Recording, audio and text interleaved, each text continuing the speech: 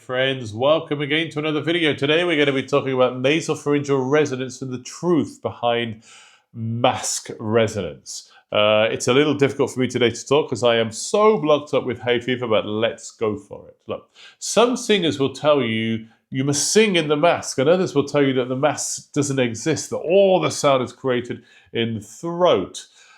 What's the truth? Well, it's complicated. And if you've ever wondered why the best voices just seem to carry like they're wired straight into the room's acoustic, or they have some sort of secret amplification microphone system, you're going to want to stick around.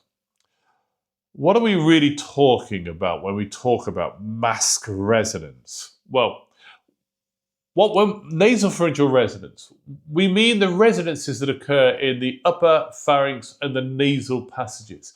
Up here, basically. What singers call the mask. Lamperti described it not as a place to put the voice, i.e. place the voice, but as the natural polish that develops when the breath is directed towards the soft palate and allowed to vibrate freely. This idea of sighing, into the soft palate that my teacher, David L. Jones, talks about. But here's the physical reality. The primary and when we talk about physical reality, we have to understand that what you feel and what's actually happening are two different things. So somebody like Corelli can say that there's no such thing as mask resonance, and Malocchi can get very excited, and Delmonico, Lamonaco get very excited about the physical truth of vibrating in the throat. But if you feel something and it works, it leads to you having a better physical reality. We'll talk about that. That's very good. The primary resonator for the operatic voice is the larynx-pharynx combination. That's where the big, rich, fundamental sound is shaped. The mask adds high partials, the so-called, the formants, that singers talk about. The formants give brilliance and shimmer. Squillo, what we talk about a lot, allowing the voice to project without brute force. Why it matters.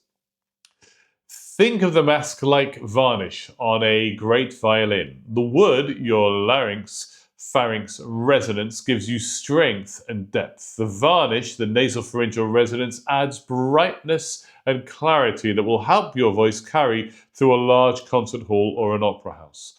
The 19th century pedagogue Manuel Garcia spoke of it as the sympathetic vibrations which complete the tone.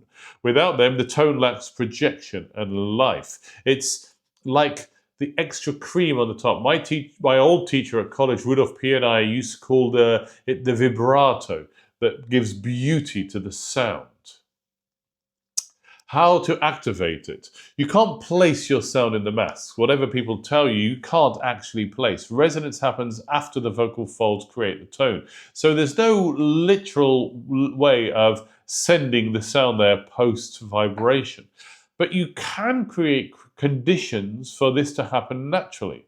The way you breathe in, the way that you open, the way that your body moves and contracts in terms of support and ribs, etc., can give you the feeling that you're placing. Let's do an exercise. Lamperti's sigh. Inhale as if smelling a rose, feeling the air cool over the soft palate. Difficult for me with this blocked nose.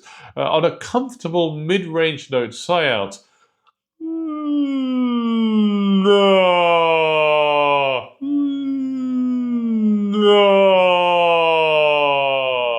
I've got this, what we talked about in the last video, this soft palate highness, this feeling of tilting forward, this action that's, I'm not chasing this resonance, but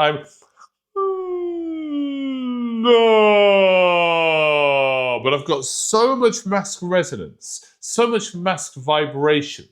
I'm allowing it.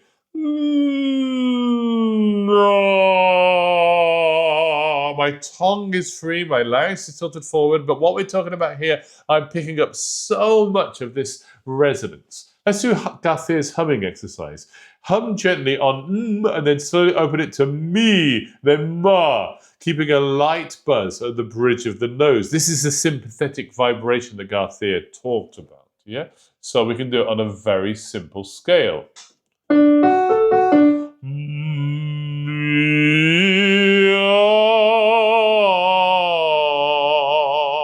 I'm feeling that vibration on the m.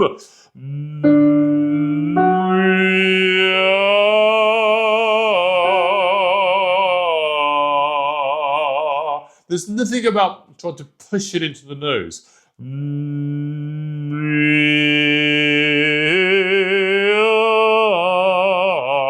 I can work with various degrees of nasopharyngeal resonance because my in-breath has opened my throat, i.e.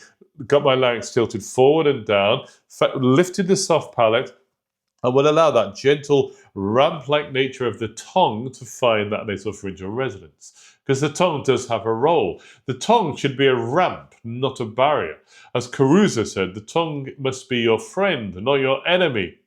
Caruso talked about this ramp glide.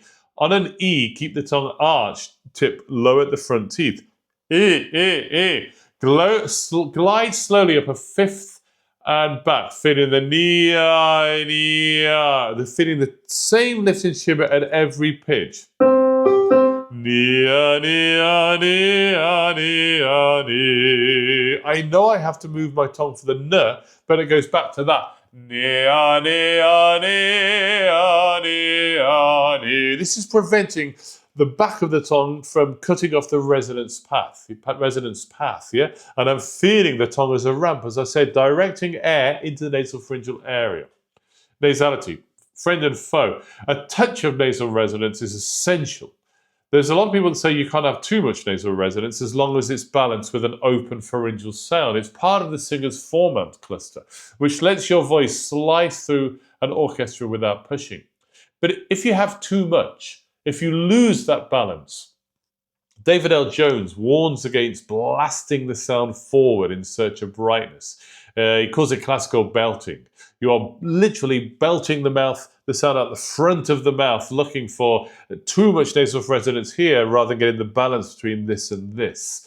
You're removing the richness of the pharyngeal core. David L. Jones's balance ring. Do a 5-note scale on na, letting them engage the mask and the open, yeah?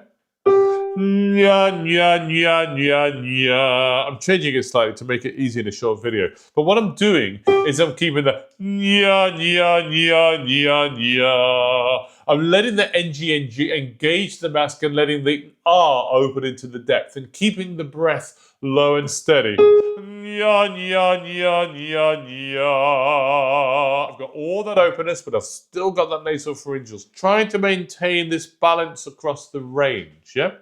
You can start with an O on the bottom note and go to an octave E without laryngeal tilt. It's like you're throwing the breath towards the upper back of the throat.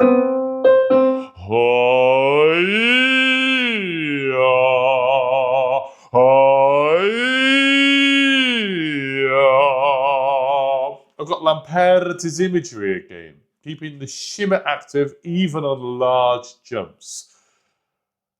Mask activation warm-up. You can do notes in mid to high range, and then on the same you can go.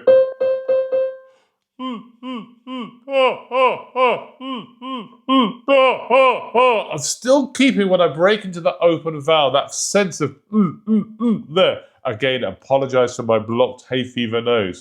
We can do it.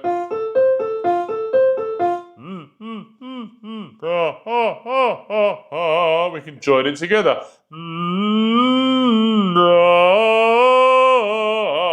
We can do David Pollard.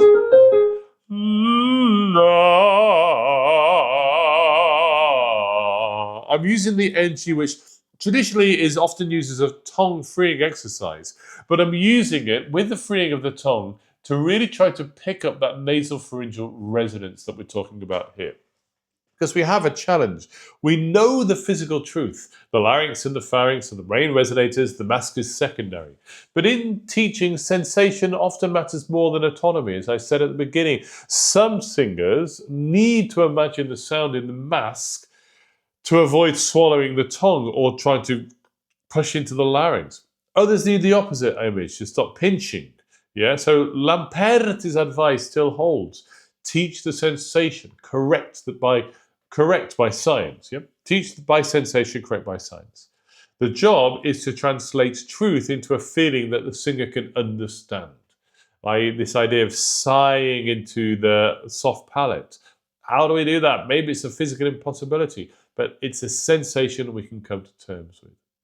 You don't sing in the mask. This is the truth. You sing with the mask. It's a small part of the sound, but it's the part that lets your voice soar without the strain. The greats knew it. Great teachers and singers knew it. Lamperti's sigh, Garcia's sympathetic vibrations, Caruso's friendly tongue, David L. Jones's balance of shimmer and depth. Master the core resonance first, and then let the shimmer, the squillo ride. That's how the great voices reached the back row 100 years ago, and it's how you can do it today. Hey, thank you so much for watching.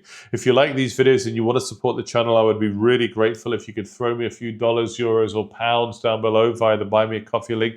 It really helps these videos come, because this is me keeping my bills on, keeping the roof over my head in this short sabbatical I've got from singing full-time opera productions until next year. This is my job now. If you want to work with me, if you want lessons with me, get in touch via the links in the description. Find me on Facebook, join the group. If you want just some friendly advice, get in touch with me anyway for a no obligation chat about your voice. Can't believe how the channel's growing. We're pushing towards 2,000 subscribers. It is absolutely crazy. We're building a lovely community of lovely people. So please get involved, and I'll see you in the next video. Thanks so much for watching.